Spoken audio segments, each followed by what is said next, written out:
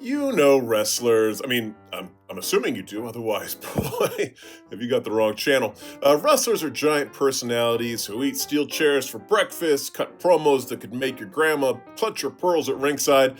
They're larger than life, living in a world where reality bends, pain is part of the show, and every entrance is a cinematic event. But what if I told you some of these future ring warriors were sneaking onto your TV screens long before they ever body slammed a soul in the ring? I'm Senor Siete for 7 Wrestling. Let's take a look at 7 wrestlers who were on TV before wrestling in the bigs. Now, before we get into this, we appreciate your support, so if you enjoyed this video, please hit the like button, subscribe to the channel, and Walls of Jericho that notification bell. Also, we've got merch. Show the world you're a part of the brotherhood, even if you're a sister with our shirts, stickers, and other business, if you will. Number 1, MTV Mizanin. Yeah, let's get the most famous one out of the way first. Before he was hosting his own in-ring talk show, cashing in Money in the Bank, or shockingly main eventing WrestleMania, he was just Mike Mizanin, right? A pale, awkward, slightly smarmy teenager starring on MTV's The Real World Back to New York. That's right, your future WWE megastar was living in a glass house, figuratively, having his every passive-aggressive side-eye and eye-roll broadcast to a nation of college kids and reality TV enthusiasts who had no idea this kid would one day make millions body-slamming people and being eaten by zombies. Oh, sorry, I'm not supposed to mention the zombie thing. On The Real World, The Miz perfected the art of being insufferable in a charmingly obnoxious way, petty arguments over dishes, awkward flirtations with housemates, and a level of self-confidence that screamed, one day, I will be the center of attention forever. And honestly, he was right. MTV was his first ring, cage match of emotions, diary room confessions, and cringeworthy stunts. It was here that Miz cultivated the persona that would eventually translate into promos so slick and manipulative you could smell the stage lights through the screen. Fast forward a few years, the awkward guy with an opinion on every trivial thing would become the Miz, movie star, reality TV star, WWE champion, and social media overlord. From MTV misfit to WWE main eventer, and somehow the world just keeps letting this dude talk. Number 2, I'm going on a manhunt. As Johnny Cena prepares to five-knuckle shuffle his way into wrestling retirement, maybe it's fitting to take a look at where he got his TV start. Before he was a towel-thrusting, attitude-adjusting future Hall of Famer, he was a bounty hunter on a short-lived UPN reality show called Manhunt. Yes, Cena's first brush with televised fame involved running around in camo, chasing unsuspecting contestants with a paintball gun. Manhunt was one of those Survivor knockoffs that took over the world shortly after the CBS original became a legitimate cultural phenomena. Most of these shows barely made it past season 1, and Manhunt was one of them. Show starred a trio of mercenaries led by John Cena, then who was in OVW, looking like he'd stepped straight out of a muscle magazine, pretending that chasing randos through the Hawaiian wilderness was some kind of high-stakes espionage. It's hard to imagine the same man who would later go on to hold multiple WWE titles and star in blockbuster Hollywood movies would get his start as Big Tim, the bounty hunter. But there he was, totally serious and yet completely ridiculous. Fast forward a few years and Cena had traded UPN's discount action plots for sold-out arenas, championship gold, and an army of kids chanting at him like cult members. But if you squint, you can still see the same intense focus he brought to Manhunt, just now applied to suplexing 300-pound monsters instead of reality show wannabes. Number 3, Villain Origin Story.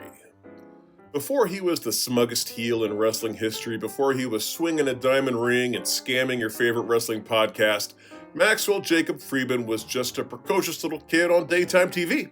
Yes, ladies and gentlemen, mostly gentlemen I'm assuming, MJF made his first mark on the world not in a wrestling ring, but on the Rosie O'Donnell show, belting out "You Are My Sunshine" with the confidence of someone who already knew they were destined to be a star. And quick aside, did you know what we think of as "You Are My Sunshine" is just like the chorus of the song? The lyrics are horribly depressing. My mother-in-law taught them to my daughter, and when I heard my precious angel singing about lost, unrequited love, waterworks. Sorry, back on topic. Picture it, a tiny and admittedly adorable MJF standing under the bright studio lights looking into the camera like he's already planning a promo for a future opponent. It's almost poetic. Here he is, singing on a daytime talk show. Decades later, he's trash-talking legends, cutting promos sharper than a guillotine, and making arenas chant his name with equal parts love and hatred. The kid on stage may have been adorable, but the seeds of MJF's eventual wrestling genius were planted in that very moment. Here's the question. Rosie would eventually toss aside her Queen of Nice persona. When she joined The View, she became much more abrasive and confrontational. Is it possible that's what affected this youngster? Number 4, Into Oblivion. I feel like American Gladiators gets rebooted every couple years, so maybe it doesn't need an introduction, but screw it. It's possible some of you live in caves. This is American Gladiators, the 1989 United States cult classic where muscle-bound gladiators ran obstacle courses and threw contestants around like rag dolls. It was equal parts sports, theater, and sheer chaos. And if you ever want to learn more about the insane origins, there's a great documentary series on Netflix. Check it out. It's called Muscles and Mayhem. Totally worth your time. Now, the show's over-the-top athletic theater eventually inspired the UK's Gladiators, which borrowed the formula, amped up the drama, and added a roster of original characters that made even the toughest competitors quiver. And that is where the future Mr. Mickey James, Nick Aldis, steps in as Oblivion on the 2008 revival of the UK Gladiators. His mission, terrorize contestants while looking impossibly cool in spandex. Aldis brought a mix of athleticism and swagger that made you forget the cotton swab Q-tip jousting and trampoline chaos. He was the gladiator to watch. Fast forward a few years, and that same charisma, size, and theatrical presence carried him into wrestling superstardom. What started as a pop culture fitness spectacle eventually shaped a ring-ready performer who now commands audiences as one of the WWE's most intimidating authority figures. Number 5, Big Brother, Brother. We're talking about a place where people from all walks of life are put into a house, forced to eat questionable food, navigate passive-aggressive alliances, and have their every whispered comment broadcast to millions of people. We're talking about the CBS summer reality TV hit Big Brother. It's the perfect arena for drama, strategy, and making viewers question the human species. And in one particular season, there was a contestant who played the game with intensity, a careful eye on every move, a knack for turning seemingly innocuous moments into unforgettable TV gold. He wasn't the loudest, the flashiest, or the first to start a fight, but you knew he was calculating. Every glance, every word, every smirk seemed designed to unsettle the house while maintaining an unshakable composure. His name was Austin Matelson. He survived eviction after eviction, navigating twists and turns like a master strategist. He did well for himself, finished in 5th place. Fast forward a few years, and the world didn't know it yet, but that calculating, athletic, socially aware competitor would emerge in a completely different arena, a place where the stakes involve slamming opponents into steel instead of gossiping over cereal. That's right, today you know Austin better as AEW's resident Jurassic grappler, Luchasaurus. Number 6, Ravishing Cowgirl. Brent Musburger, the eternal sports broadcaster whose booming voice could make even the most mundane stat sound like a life or death announcement. Back in the day, Musburger didn't just call games, he inadvertently created pop culture icons. Case in point, the Florida State University Cowgirls. It was on September 5th, 2005 when Musburger was calling the action between the Florida State Seminoles and the Miami Hurricanes. The camera spotted Jen Sturger and her, attractive friends in the stands. He would say 1,500 red-blooded Americans just decided to apply to Florida State, and a star was born. Overnight, Sturger went from local nameless fan to a national sensation, her face and poise plastered across sports fans' blogs, forums, and social media feeds before Instagram even existed. That single ABC game didn't just showcase a spectator, it launched a star, proving that sometimes all it takes is one well-timed camera pan for someone to go from background glam to internet-famous lightning rod. But wait, the plot thickens. Among those FSU cowgirls who would appear on future broadcasts was a young blonde performing with a $1 million smile and a chop-it-like-it's-hot tank top. She may not have blown up quite like Sturger did at the time, but Destiny had bigger lights, cameras, and WW arenas in store.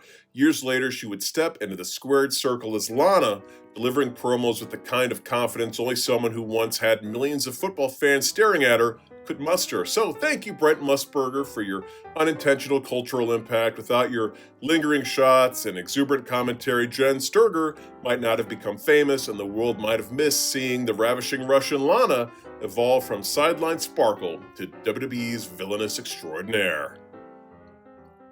Number 7, New York State of Mind. Before you knew David Otunga from his time in WWE rings, analyzing legal cases as a Harvard-educated lawyer, or being John Cena's World Tag Team Championship partner, remember that? Sorry.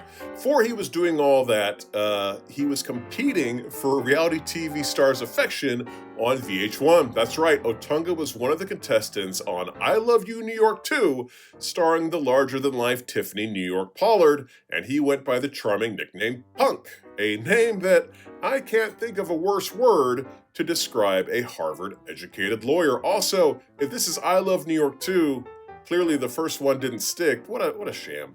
In the house, Otunga was the kind of contestant who didn't need to start drama to stand out. He just existed, polished, charming, and sharp, while the other contestants flailed around like hamsters on a wheel.